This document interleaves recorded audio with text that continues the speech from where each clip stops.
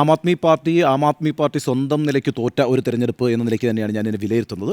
BJP വലിയ രീതിയിൽ ആം ആദ്മി പാർട്ടിയുടെ വോട്ടിലേക്ക് കടന്നു കയറുകയും അത് പിടിച്ചെടുക്കുകയും ചെയ്തിട്ടുണ്ട്. അതുകൊണ്ട് തന്നെയാണ് ബി.ജെ.പിക്ക് ഒരു നല്ല വിക്ടറി ഇപ്രാവശ്യം ഉണ്ടായത് എന്നും ഞാൻ വിലയിരുത്തുന്നു. ഒന്നാമത്, ഈ തെരഞ്ഞെടുപ്പിൻ്റെ തുടക്കത്തിൽ ഞാൻ വിലയിരുത്തിയിട്ടുള്ളത്, ഞാൻ മനസ്സിലാക്കിയിട്ടുള്ളത്, ഒരു തിൻ മെജോറിറ്റിയിലാണെങ്കിൽ കൂടിയും ആം ആദ്മി പാർട്ടിക്ക് അധികാരത്തിൽ വരാൻ കഴിയും എന്ന് തന്നെയാണ്. അതിൻ്റെ ഒരു പ്രധാനപ്പെട്ട കാരണം, നേരിയ ഭൂരിപക്ഷത്തിൽ ആം ആദ്മി പാർട്ടിക്ക് വിജയിച്ചു വരാനുള്ളൊരു സാധ്യത യഥാർത്ഥത്തിൽ കണക്കുപരമായിട്ടുണ്ട്, അരിത്മെറ്റിക്കലി ഉണ്ട്. അതിൻ്റെ കാര്യം, 2020 നടന്ന നിയമസഭാ തെരഞ്ഞെടുപ്പ് 15% വോട്ടിൻ്റെ വ്യത്യാസത്തിലാണ് ആം ആദ്മി പാർട്ടി അധികാരത്തിൽ വന്നത്.